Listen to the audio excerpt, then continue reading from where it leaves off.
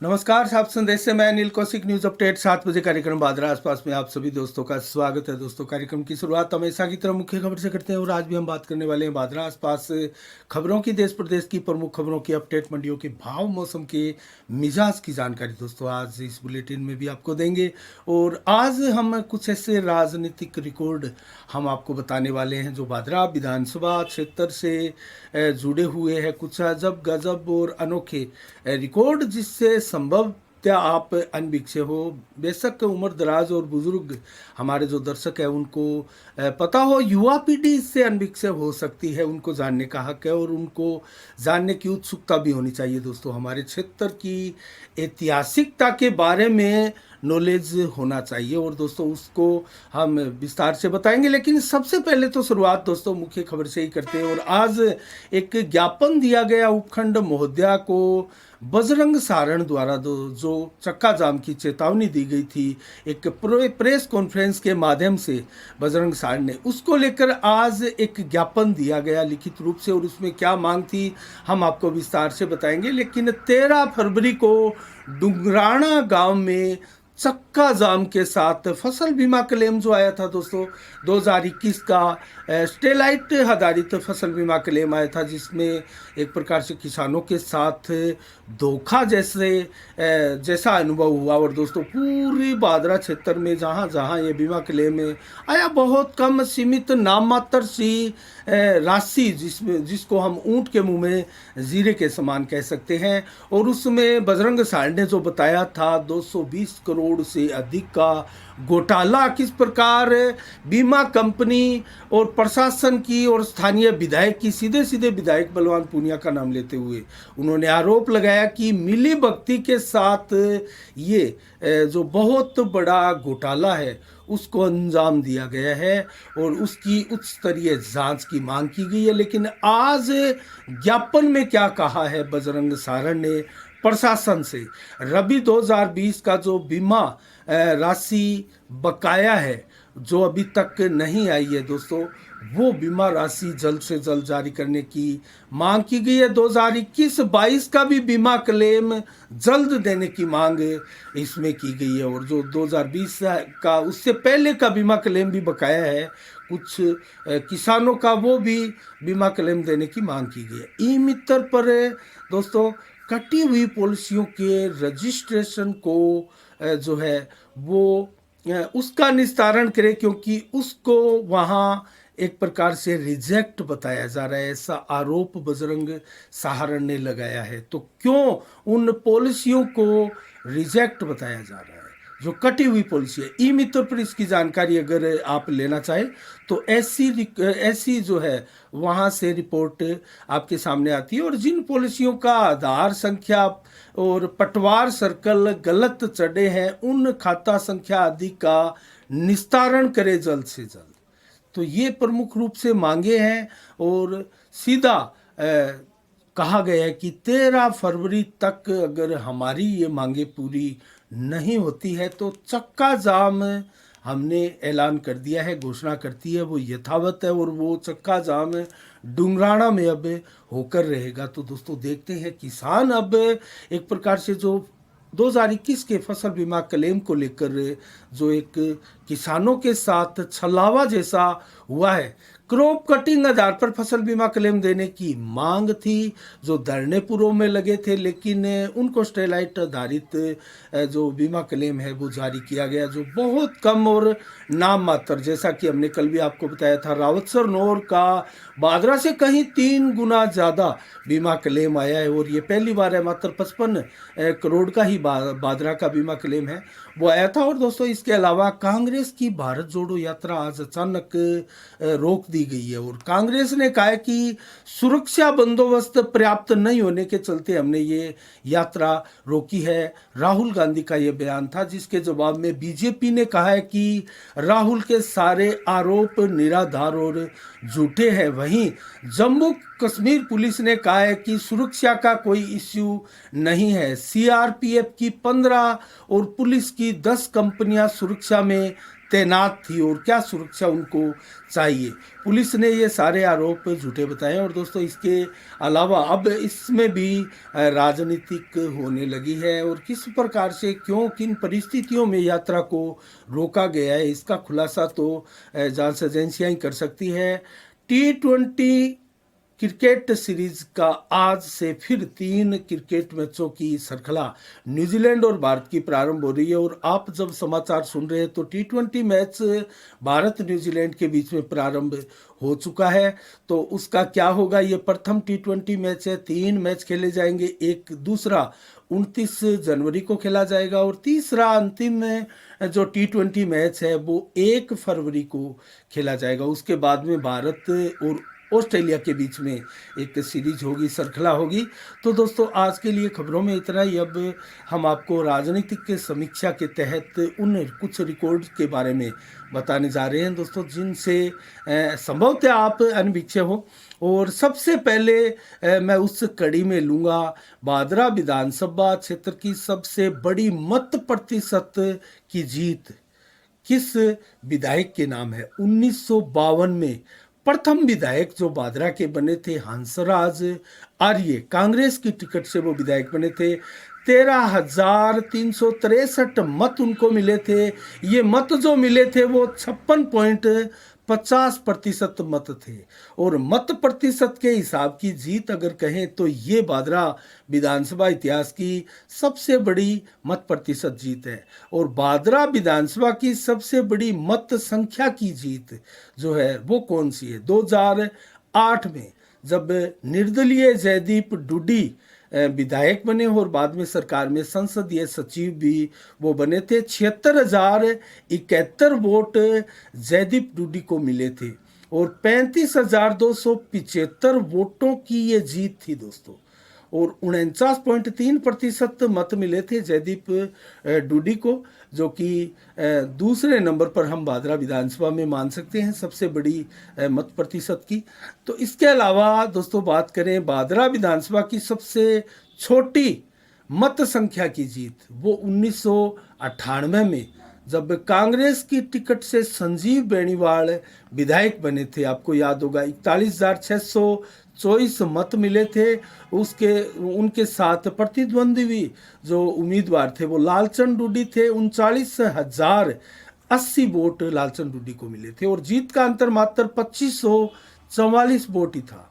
2,544 वोटों के अंतर से संजीव बेनीवाल ये चुनाव जीते थे। इसके अलावा भादरा विधानसभा में सबसे ज्यादा बार विधायक कौन बने, सबसे ज्यादा बार विधायक बनने का रिकॉर्ड जो है वो किन के नाम है। तो दोस्तों 2 ऐसे नेता हैं।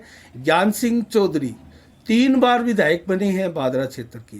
1972 में प्रथम बार, 1980 में और 1993 में अंतिम बार। 3 बार विधायक बने, 1 बार निर्दलीय, 2 बार कांग्रेस की टिकट से ज्ञान सिंह चौधरी विधायक बने।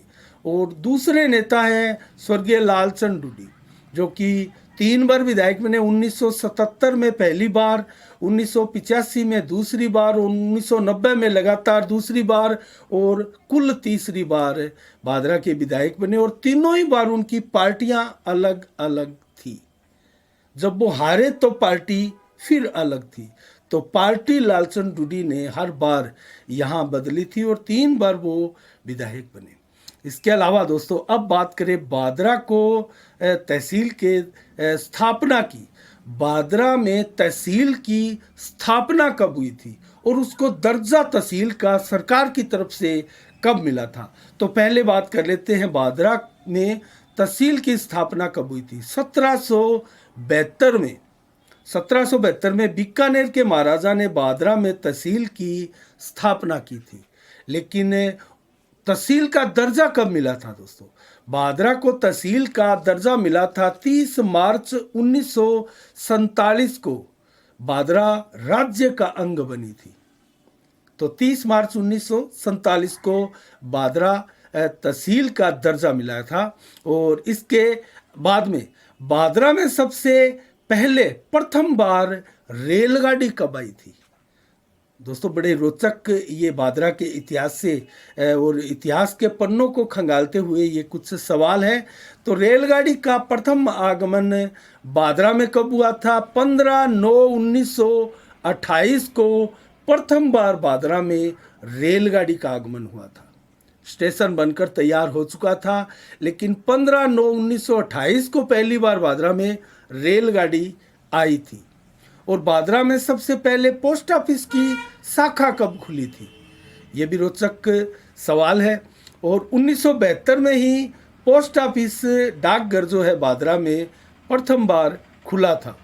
बादरा में सबसे पहले अस्पताल, एक चिकित्सालय जो कि लोगों की चिकित्सा के लिए एक बना था, जो प्राइवेट स्तर पर ही था, जो स्थापित किया गया था, वो कब बना था दोस्तों? 1631 में ही बादरा में एक विधिवत रूप से चिकित्सालय की सेवाएं मिलनी प्रारंभ हो गई थी। 1631 में प्रथम अस्पताल खुलने का बादरा का जो है वो समय है। और बादरा में प्रथम स्कूल कब खुला था? तो ये भी 1773 में प्रथम स्कूल बादरा में खुला था। जो पुराना आज का जो डूम सागर है उनके पास जो पुराना गढ़ बादरा का हुआ करता था, जो विलुप्त हो चुका है, उस गढ़ के पास बादरा का प्रथम स्कूल खुला था और बच्चे विधिवत रूप से उसमें शिक्षा लेने के लिए जाने लगे थे। बादरा में नगर पालिका की स्थापना कब हुई थी? ये भी बड़ा रोचक सवाल है। 1911 में बादरा में नगर पालिका की सेवा प्रारंभ हो चली थी। 1911 में। और बड़ी ये रोचक बात मैं आपको बताऊं, जब बादरा में धीरे धीरे नगर पालिका अपने सुधारों के दौर में आई, उससे पहले का जो दौर था वो जो लाइटन जलाकर जो है बादरा में प्रकाश की व्यवस्था की जाती थी। तो उस समय बादरा में 3 जो दरवाजे हैं वो हुआ करते थे, छानी दरवाज़ा, कर्णपुरा दरवाज़ा, ये जो 3 दरवाजे थे, डुंगराना दरवाज़ा, इन 3 दरवाज़ों के गेट बंद हुआ करते थे और तीनों ही गेट पर चौकीदार तैनात होते थे। उनका खुलने का, बंद होने का शाम को 8 बजे और सुबह 5 बजे खुलने का उनका समय था।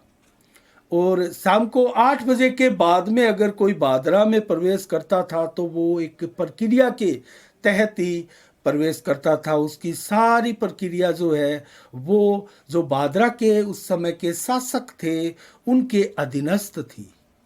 तो ये बादरा की बड़ी चाक चौबंद व्यवस्थाएं थी। और दोस्तों बादरा के बारे में मैं आपको बताऊं तो 20 फुट गहरी खाई बादरा के बाहर और 30 फुट लंबी वो खाई थी, वो पानी से पूरी भरी हुई थी और बादरा के चारों ओर वो खाई थी, सिर्फ गेट का एरिया छोड़कर।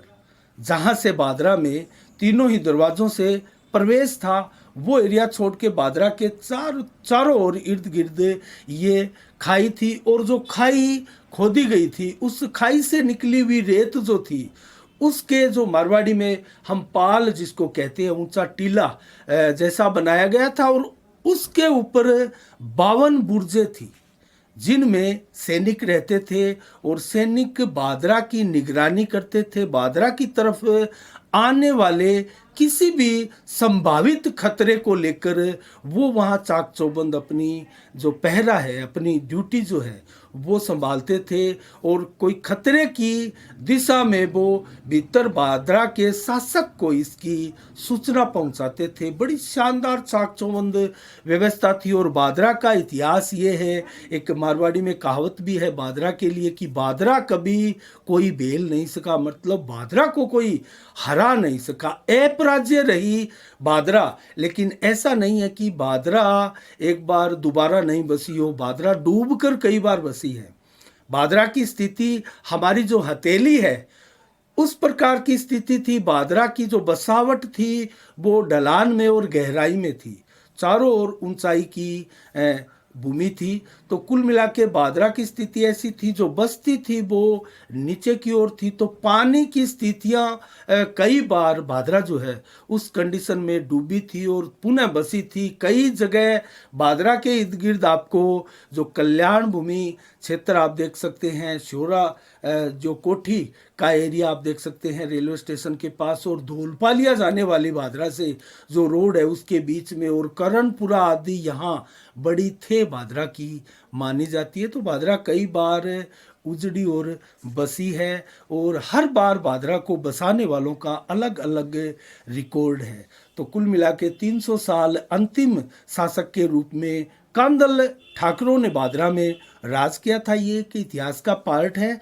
और उससे पहले भी दोस्तों बैनी वालों ने बादरा में राज किया, पूनिया ने बादरा में राज किया, दहिया जाटों ने बादरा में राज किया, आर्यों ने बादरा में राज किया। और बादरा का हजारों वर्षों का इतिहास दोस्तों हमारे इतिहास में कलमबंद है। और अगर इतिहासकारों की बात करें तो 1986 में मास्टर हनीफ जी द्वारा एक बादरा का इतिहास लिखा गया था। उसके बाद में 1988 को बलजी पथिक के नाम से, जो बलराम शर्मा हम पत्रकार के रूप में जानते हैं, उनके द्वारा बादरा का इतिहास, सासपूर्ण इतिहास लिखने का कार्य जो है वो संपादित किया गया था। उससे पहले बादरा के इतिहास के रूप में कोई पुस्तक नहीं है, लेकिन बादरा के इतिहास के बारे में आपको जयपुर के इतिहास की पुस्तकों में, बीकानेर के इतिहास की पुस्तकों में, और जो हमारे इर्द गिर्द चाहे तारानगर हो, राजगढ़ हो, नोहर हो, या फिर हरियाणा के हिसार आदि का इतिहास हो, उन इतिहास की पुस्तकों में बादरा का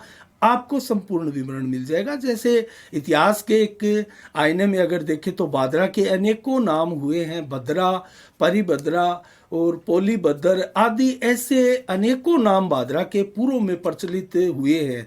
लेकिन लगभग बादरा का जो नाम है उसका इतिहास भी अब 100 वर्षों से ज़्यादा का होने चला है। तो 100 वर्षों से ज़्यादा बादरा का जो इतिहास है, बादरा जो नाम है वो चला आ रहा है। और उससे पहले बादरा, जस्ट पहले जाए तो बादरा बद्रा थी, बद्रा उसका नाम था। और भी रिकॉर्ड में आपको बादरा के बताऊं, नगर पालिका की स्थापना बताई 1911 में बादरा में हुई थी। और उससे पहले जाए तो बादरा में प्रथम पंचायत समिति प्रधान कौन था? तो प्रथम पंचायत समिति प्रधान बादरा में चुनाव के बाद में जो बना था 1961 में सूरजमल यादव बना था दोस्तों, प्रथम पंचायत समिति का प्रधान। वो बाद में सरपंच भी रहे। और दोस्तों बादरा में सबसे ज़्यादा बार, 4 बार विधायक बनने वाले परिवार कौन से हैं, ये भी मैं आपको बताऊंगा। 4 बार विधायक बनने वाले, 4 बार उन परिवारों द्वारा बादरा विधानसभा को विधायक दिए गए, वो परिवार कौन से हैं? वो महत्वपूर्ण प्रतिष्ठित राजनीतिक परिवार, सबसे पहले हम जिक्र करते हैं डूडी परिवार। डूडी परिवार में 3 बार मैंने स्वर्गीय लालचंद डूडी के बारे में आपको बताया। 3 बार वो 1970, 1985 और 1990 में विधायक बने। उनके बाद में उनके ज्येष्ठ सुपुत्र जयदीप डूडी 2008 में दोस्तों विधायक बने, और चौथी बार डूडी परिवार में विधायक बनने का गौरव भी उन्होंने प्राप्त किया। और दूसरा जो परिवार है दोस्तों 4 बार विधायक बनने वाला, वो है बेनीवाल परिवार, गांधी बड़ी का बेनीवाल परिवार, जो संजीव बेनीवाल 2013 में विधायक बने थे, उनका ये परिवार है। 1962, 1965, 1998 और 2013, 1998 और 2013 में स्वयं संजीव बेनीवाल 2 बार विधायक बन चुके हैं। उससे पहले उनके परिवार के, उनके पिता और उनके जो ताऊ है वो विधायक बन चुके हैं। तो ये दोनों परिवार 4 बार विधायक देने वाले सबसे बड़े बादरा के राजनीतिक परिवार है। और सबसे ज़्यादा 3 बार प्रधान बनने वाले परिवार बादरा के कौन से हैं, जो 3 बार प्रधान दे चुके हैं बादरा को? दोस्तों सबसे पहले डूडी परिवार का ही जिक्र करेंगे। यशवंत डूडी सबसे पहले डूडी परिवार से वो नेता बने थे। उससे पहले धनाराम डूडी हालांकि सरपंच बने थे। यशवंत डूडी 88 से 1991 तक प्रधान बने थे। और उसके बाद में लालचंद डूडी 2003 में प्रधान बने थे। उनके देहांत होने के बाद में जयदीप डूडी 2004-05 में प्रधान बने थे। तो 3 बार प्रधान बनने वाले डूडी परिवार के ये मेंबर रहे। और दूसरा परिवार है कसवा परिवार का, ज्ञान सिंह चौधरी परिवार। तो उनमें 3 बार प्रधान कौन बने थे? तो प्रताप सिंह कसवां, जो कि राजीव कसवां के पिता है, ज्ञान सिंह चौधरी के भाई हैं। 1965 से 1968 तक प्रथम बार वो प्रधान बने थे बादरा के, और उसके बाद में 1982 से 1988 तक वो दूसरी बार प्रधान बने थे। उसके बाद में बिमला चौधरी 1995 से 1998 तक 3 वर्ष तक बादरा में प्रधान रही थी।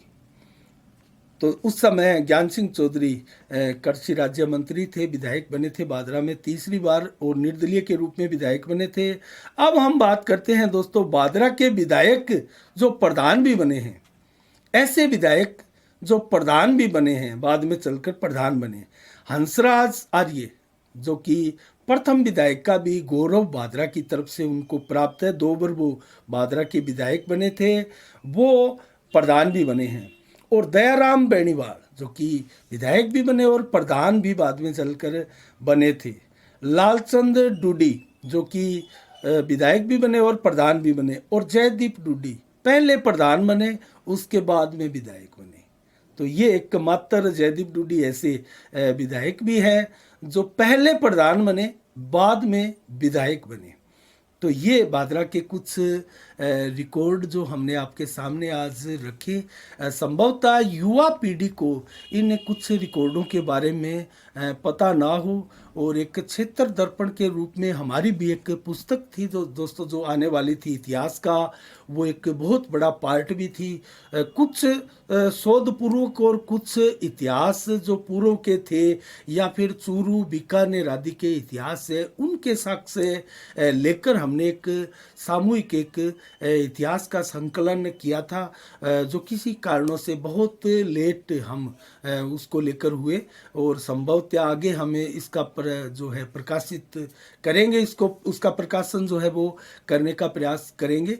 और इसके अलावा दोस्तों आज के लिए इतना ही। अब 27 जनवरी को क्या विशेष दिवस है दोस्तों, इसके बारे में मैं जल्दी से आपको बता दूं। 2009 में भारत के 8वें राष्ट्रपति रहे आर वेंकट रामन रामास्वामी जो है वो, उनका निधन हुआ था। तो उनकी पुण्यतिथि आज धूमधाम से भारत में मनाई जाती है। और इसके अलावा दोस्तों अभिनेता भारत भूषण का भी 1972 में आज ही के दिन निधन हुआ था। और 1978 में कानराड संगमा, जो कि 12वें मुख्यमंत्री बने थे मेघालय के, उनका जन्म दिवस है दोस्तों। अब जल्दी से मैं आपको मंडियों के भाव बता देता हूँ। श्री गंगानगर मंडी से शुरुआत करते हैं। सरसों 5641 रुपये आज उच्चतम भाव में बिकी है। ग्वार के भाव 5709, मूंग के भाव 7800 रुपये, और नरमा 8390 रुपये प्रति कुंटल आज बिका है। और गेहूं के भाव रहे आज 2672 रुपये प्रति कुंटल श्री गंगानगर मंडी में। रावतसर मंडी में नरमा बिका है 8450 रुपये, ग्वार बिका है 5649, सरसों बिकी है 5130 रुपये प्रति कुंटल। संग्रिया मंडी में सरसों बिकी है 5410 रुपये प्रति कुंटल, जबकि ग्वार 5300 रुपये प्रति कुंटल बिका है। एलनाबाद मंडी में नरमा आज बिका है मात्र 8161 रुपये प्रति कुंटल, जबकि सरसों 5550, ग्वार के भाव 5350, गेहूँ 2700 रुपये, और काला तिल 14700 रुपये प्रति कुंटल बिका है।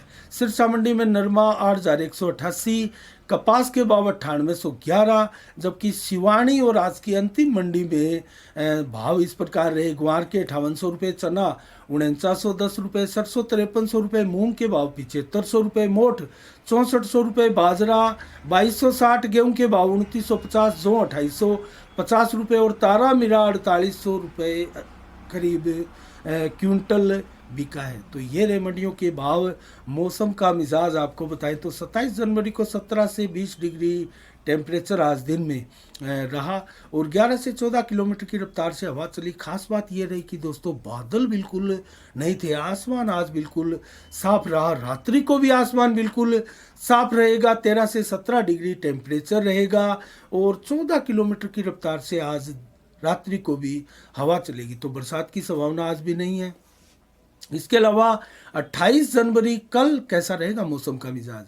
8 से 16 डिग्री टेम्परेचर दिन में रहेगा। तो दिन का टेम्परेचर एक बार पुनः ठंड का एहसास कराता हुआ प्रतीत हो रहा है, लेकिन कुल मिला के 18 से 21 डिग्री टेम्परेचर मैक्सिमम टेम्परेचर के रूप में रहेगा। 15 से 18 देर शाम को कोई भी बादल नहीं होंगे आसमान में, बिल्कुल आसमान साफ रहेगा। तो कल भी मौसम इस प्रकार रहेगा कि बरसात की संभावनाएं कल नहीं है, लेकिन बरसात की संभावनाएं मौसम विभाग द्वारा हमने कल भी आपको बताया था 29 जनवरी, 30 जनवरी और 31 जनवरी को अभी भी पश्चिम विक्षोभ के सक्रियता के चलते बनी हुई है। तो बरसात हल्की मध्यम स्तर की बरसात जो है वो मौसम विभाग बता रहा है, लेकिन 26 जनवरी को जो बरसात जो बताई थी मौसम विभाग ने, वो कहीं ना कहीं पश्चिम विक्षोभ के कमज़ोर पड़ने से वो कम हुई और बूंदाबांदी के रूप में ही